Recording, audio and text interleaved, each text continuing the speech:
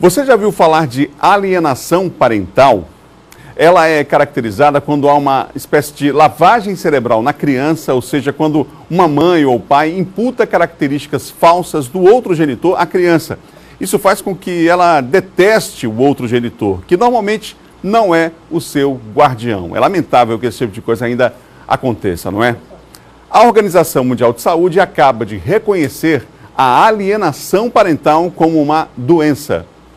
A classificação estabelecida recentemente pela Organização Mundial da Saúde em relação à alienação parental não é nenhuma novidade para psicólogos e psiquiatras, que sempre encararam o problema como sendo de saúde. Se há uma crença delirante que altera a realidade, onde uma criança, um adolescente ou um adulto acredita que o que está sendo posto para ele é real, há um sintoma de delírio.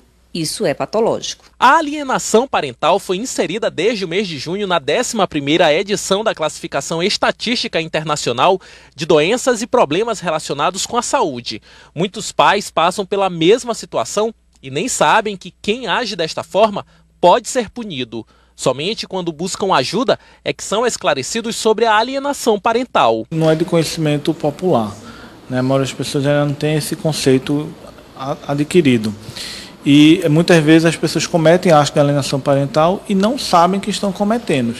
E para isso a Defensoria Pública tem trabalhado no intuito de evitar esses atos, de interromper em alguns casos e tomar algumas medidas judiciais quando necessárias. Depois de feita toda a apuração, alguns procedimentos são adotados na tentativa de resguardar que não haverá mais interferência na formação psicológica, principalmente de uma criança ou adolescente. Primeiro a gente faz uma escuta, né, bem detalhada da parte, a gente tenta entender toda a situação, quando necessário a gente promove estudos psicossociais, mas acima de tudo é sempre tentado uma aproximação ao problema. A gente sempre tenta mediar ou conciliar essa situação para evitar judicializar, para evitar expor mais uma criança ou adolescente a essa situação. Sancionada em 2010, a Lei 12.318, que trata da alienação parental, prevê algumas medidas, como a aplicação de multa e até a perda da guarda dos filhos, no caso de pais que estejam cometendo a alienação.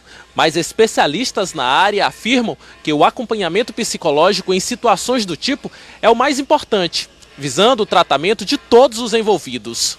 Tudo que se puder fazer para aproximar pais e filhos de uma maneira, né, saudável, não ilusória, não enganadora, mas ressaltando as qualidades efetivas que se tem, para que a criança e o adolescente e o adulto se sintam amados, não rejeitados, aceitos e cuidados minimamente, é extremamente favorável. Com certeza, né? Para você ter uma ideia de uma situação concreta, real, por exemplo, há um momento de separação, de divórcio, por exemplo, e a guarda da criança fica, por exemplo, com a mãe, só para citar um exemplo, né? A criança fica com a mãe. E aí, às vezes, a justiça determina, claro, por exemplo, finais de semana, que os dois tenham uma guarda compartilhada, né, que parte do tempo fique com o pai, parte do tempo fique com a mãe nos fins de semana, por exemplo. E aí, muitas das vezes, o outro genitor, no caso, por exemplo, a mãe que tem a guarda, cria situações, inventa situações para a criança em relação ao pai. Tenta destruir a imagem do outro genitor para aquele que tem junto à criança. E aí complica toda a situação, ou seja, se há um relacionamento e ele chegou ao final, as crianças não têm culpa disso, né? E você já viu que, inclusive, as pessoas podem sofrer penalidades por conta disso, né? Porque prejudicam o desenvolvimento, inclusive, de crianças e adolescentes, nesse exemplo que a gente citou aqui.